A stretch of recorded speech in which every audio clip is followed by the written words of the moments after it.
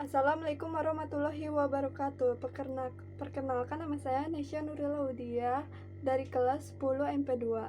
Hari ini saya akan membuat video pembelajaran IPA bab 5. Oke, hari ini saya akan menjelaskan ringkasan materi bab 5, keseimbangan lingkungan. Berikut adalah pengertian keseimbangan lingkungan. Keseimbangan lingkungan merupakan kemampuan lingkungan untuk mengatasi tekanan dari alam maupun dari aktivitas manusia, serta kemampuan lingkungan dalam menjaga kestabilan kehidupan di dalamnya. Keseimbangan lingkungan akan tercapai bila ada interaksi organisme dengan faktor lingkungan dan interaksi antar komponen dalam suatu lingkungan dapat berjalan dengan proporsional. Selanjutnya adalah interaksi antar komponen ekosistem dalam menjaga keseimbangan lingkungan. Ekosistem disusun oleh komponen biotik dan abiotik.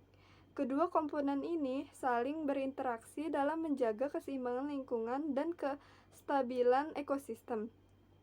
Interaksi antar komponen biotik dalam menjaga keseimbangan lingkungan dapat kita lihat pada peristiwa rantai makanan dan jaring-jaring makanan.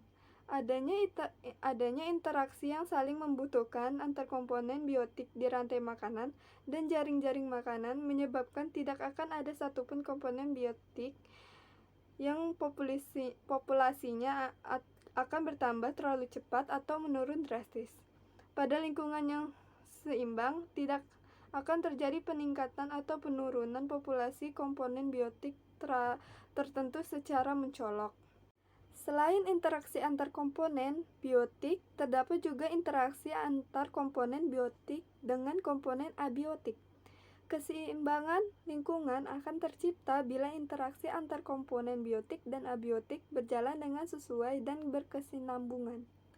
Faktor-faktor lingkungan seperti suhu, air, intensitas cahaya, kelembapan, salinitas, dan perubahan kondisi lingkungan juga dapat mengancam keseimbangan lingkungan. Berikutnya adalah suksesi. Ketika gangguannya masuk ke dalam suatu lingkungan, berada di luar ambang batas toleransi, maka keseimbangan lingkungan akan terganggu. Gangguan yang masuk ke lingkungan dapat berasal dari lingkungan alam atau akibat campur tangan manusia. Gangguan alam yang sangat merusak seperti kebakaran, gempa bumi, badai, tornado, dan letusan gunung api dapat menghancurkan komunitas biologis. Setelah terjadi gangguan alam, lingkungan akan mengalami proses pemulihan. Struktur komunitas akan mengalami suatu perubahan yang disebut suksesi, yaitu proses perubahan komposisi spesies dalam suatu komunitas biologi akibat adanya gangguan pada komunitas itu. Terdapat dua macam suksesi, yaitu suksesi primer dan suksesi sekunder. Suksesi primer yaitu proses perubahan komposisi komunitas yang terjadi pada suatu kawasan yang pada mulanya hampir tidak ada kehidupan. Biasanya terjadi pada pulau vulkanis baru atau area yang awalnya tertutup glasier atau lapisan es. Contoh organisme yang berperan pada suksesi primer yaitu lumut dan lichens. Organisme yang mampu tumbuh pertama kali dan kemudian membentuk suatu ekosistem disebut organisme pionir atau spesies pionir. Berikutnya adalah suksesi sekunder, yaitu proses perubahan komposisi komunitas yang terjadi pada area yang mulanya ada kehidupan tetapi kemudian mengalami beberapa gangguan yang menyebabkan hilangnya komunitas yang ada di area itu akan pulih kembali. Contoh, hutan yang mengalami penebangan. Selanjutnya adalah komunitas klimaks. Komunitas klimaks adalah komunitas yang dihasilkan dari proses suksesi, didominasi organisme yang memiliki umur panjang, seperti pohon-pohon besar dan hewan yang memiliki siklus hidup yang panjang. Nah, selanjutnya adalah dampak eksploitasi berlebihan terhadap ekosistem.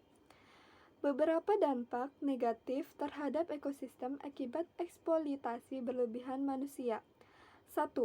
Fragmentasi dan degradasi habitat.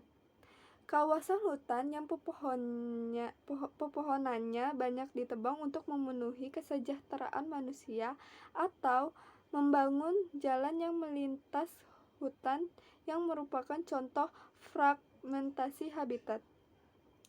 Fragmentasi dari degradasi habitat menyebabkan munculnya berbagai masalah, antara lain seperti kematian organisme karena hilangnya sumber makanan dan tempat tinggal dan menurunnya keanekaragaman spesies pada habitat tertentu. Yang kedua adalah terganggunya aliran energi di dalam ekosistem. Ketika proses penerbangan dan pembakaran hutan selesai, maka kawasan itu kemudian akan ditanami satu jenis tumbuhan, sistem monokultur, contoh padi. Hal itu menyebabkan aliran energi yang semula kompleks, yaitu antara beberapa jenis produsen, konsumen, detritivoria, menjadi aliran energi yang lebih sederhana, yaitu jenis produsen, beberapa konsumen, dan detritivoria. Yang ketiga adalah resistensi beberapa spesies merugikan. Penggunaan pestisida dan abiotik secara berlebihan untuk membunuh populasi organisme yang merugikan, hama atau patogen, dan dapat menyebabkan munculnya populasi organisme yang kebal terhadap pestisida dan antibiotik tersebut. Hama yang tidak atau kurang sensitif atau kebal terhadap pestisida jenis tertentu dapat bertahan dari penggunaan pestisida tersebut. Berikutnya adalah yang keempat. Yang keempat adalah hilangnya spesies penting di dalam ekosistem. Setiap organisme memiliki peran penting di dalam suatu ekosistem. Contohnya di dalam ekosistem sawah. Hilangnya keberadaan predator seperti burung, ular, dan sebagainya dapat meningkatkan populasi organisme lain, misalnya tikus makan padi, akan menurun dan hasil panen akan berkurang. Alhasil, hilangnya satu organisme saja dapat memberikan dampak yang cukup besar dalam ekosistem. Selanjutnya adalah yang kelima, introduksi spesies asing. Introduksi spesies asing dapat merugikan dalam suatu ekosistem karena spesies tersebut tidak memiliki predator alami. Contohnya, ledakan populasi tanaman enceng gondok dikarenakan tidak terdapatnya predator alami, yaitu Neochaetae aeruginosa yang mengontrol pertumbuhan populasi tanaman tersebut. Selanjutnya adalah yang keenam, berkurangnya sumber daya alam terbaharui. Sumber daya alam yang dapat diperbaharui seperti kayu, tanduk, dan gading jika digunakan dan dieksploitasi secara berlebihan akan menurun jumlah dan kualitas sumber daya alam tersebut. Hal tersebut menyebabkan kualitas kayu dan tingkat regenerasi semakin menurun. Selanjutnya yang ketujuh adalah tergantungnya daur materi di dalam ekosistem. Meningkatnya aktivitas manusia di dunia berpengaruh terhadap daur biogeokimia. Contohnya daur karbon yang terganggu akibat semakin banyaknya pengguna bahan bakar. Melimpahnya CO2 yang dihasilkan dari proses pembakaran dapat memberikan efek buruk, salah satunya adalah pemanasan globalisasi. Oke, selanjutnya kita akan membahas eksploitasi berlebihan pada ekosistem darat dan akuatik. Yang pertama adalah ekosistem darat. Ekosistem darat mencangkup seluruh bioma yang terdapat di daratan, meliputi hutan, padang rumput, gurun, dan sebagainya. Eksploitasi berlebihan pada ekosistem darat sebagian besar terjadi pada ekosistem hutan. Semakin banyaknya manfaat yang dihasilkan dari ekosistem hutan, maka semakin banyak pula manusia yang menggunakan sumber daya hutan untuk kesejahteraan hidupnya secara berlebihan tanpa memperhatikan keseimbangan ekonomi. Hutan, terutama hutan hujan tropis, merupakan pengkonsumsi karbon fotosinterir dioksida terbesar karena vegetasinya memerlukan CO2 untuk fotosintesis. Namun adanya CO2 yang berlebih yang menyebabkan pemanasan global. Salah satu efek pemanasan global adalah mencairnya es di kutub. Bila es mencair, maka permukaan air laut akan naik yang dapat mempengaruhi keseimbangan ekologis di seluruh bumi. Kebakaran hutan dan penebangan pohon dalam jumlah besar yang menyebabkan hilangnya habitat makhluk hidup yang tinggal di dalamnya. Berikutnya adalah yang kedua adalah ekosistem akuatik. Ekosistem akuatik yang meliputi laut, sungai, danau, dan perairan lainnya dapat mengalami eksploitasi pula. Eksploitasi sumber daya akuatik dapat berupa penangkapan organisme laut secara berlebihan, rusaknya atau karang. Pengambilan terumbu karang dapat menyebabkan hilangnya tempat tinggal pada ekosistem terumbu bagi organisme.